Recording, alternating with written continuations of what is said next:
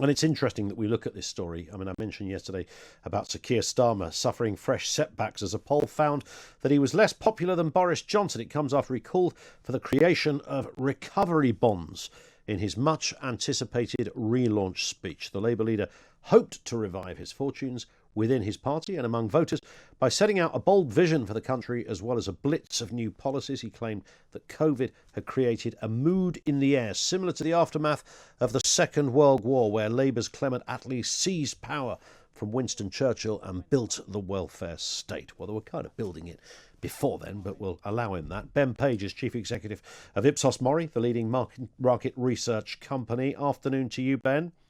Good afternoon. It's interesting, isn't it? Because whenever I certainly remember in the lead up to the last election and the one before that, as I said earlier, we've had so many in the last few years. It's hard to remember which one we're referring to. But nonetheless, I mean, these parties do agitate, but the smaller parties, but they don't necessarily change the game fully. We're still very much a two-party system, right?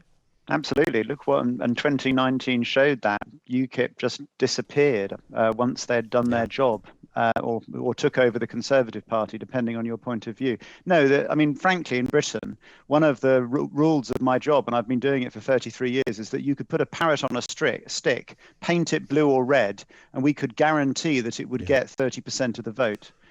So there are still a huge number of people who will vote for their party come what may. I mean, this is a whole conversation a separate conversation as to why that is. I'm fascinated by it. But somebody just emailed us a second ago, I don't know if you heard, and said, some of these smaller parties, their aim is not necessarily to win, but to agitate and change the narrative. And I suppose UKIP are a good example of that with the Brexit vote, because they didn't. Yes, they have no presence in Westminster, but they did certainly change the narrative. Yes, and I think, remember, we've first past the post, and particularly when our politics is quite finely balanced. One of the challenges is that, if you're just going to take a few votes off the Conservatives like UKIP in the right seats, that can be enough in a tight election to change the balance of power. So small parties can make a difference. But overall, the two big parties do command amazing levels of support through thick and thin, really. Yeah. And we're going to have this again next time around, it seems, because Mr Farage is back with another party. We have Lawrence Fox starting another party, and both of these, one assumes, will be agitating from the right of the political spectrum. Yeah, I'm sceptical about how much difference they'd make, because the Conservatives are now, thoroughly populist, and they're all, Boris Johnson is sort of in the middle of the road on a lot of things. But I'll be interested to see if Farage is able to cut through to the right of the Conservative Party now. But let's wait and see. Given the events of the last 5 or 6 years, you can never say anything certain about British politics, or not that much. Well, yes, I wonder that too. Is Farage irredeemably kind of linked as the Brexit man in the minds of the electorate, and therefore that will be seen as irrelevant come 2022 or when's our next election? 2024. Yeah, at the moment, the general election of 2024 looks predictable in one sense, because at the moment, the Scottish dimension in British politics, while Scotland stays part of the UK, means that it becomes very hard for the Labour Party to win in England without the help of any seats from Scotland, which is, of course, was traditionally one of their great power bases. And the swing that Keir Starmer needs to win in 2024, he'd have to be scoring like Tony Blair was against John Major at this point to think that might be likely to happen. Yeah. Now, again, never say never, but it looks really, really tough, to be quite honest, and it's the Conservatives to lose.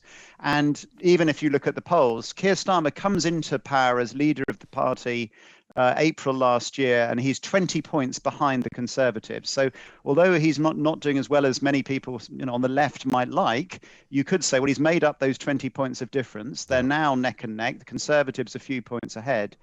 But he's got some huge challenges in terms of the scale of change that he needs to see. And at the moment, even among his own party, even Labour voters are less likely to see Keir Starmer, much less likely to see Keir Starmer as a good Prime Minister than are Conservative voters likely to say that Boris Johnson is a good Prime Minister.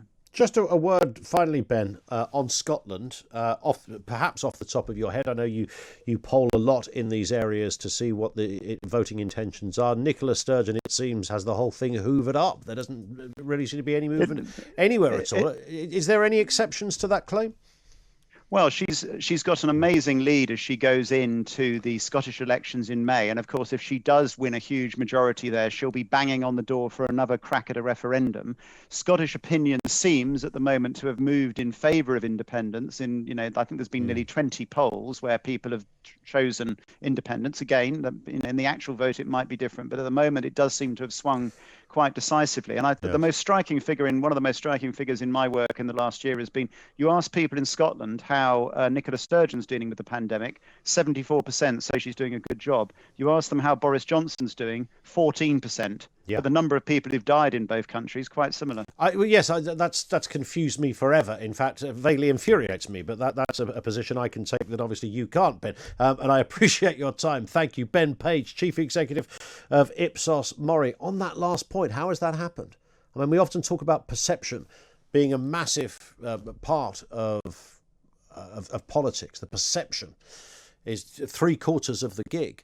And Nicola Sturgeon, the figures on COVID are pretty much the same, whether it's deaths in care homes, whether it's the times or the areas that were locked down or were not locked down, whether it's about whether Cheltenham should have gone ahead or whether a Nike conference should have gone ahead, the amount of people in hospital, the figures are pretty much the same all the way. And yet she's got a 70-odd plus lead, approval on that. Johnson, 14%. How?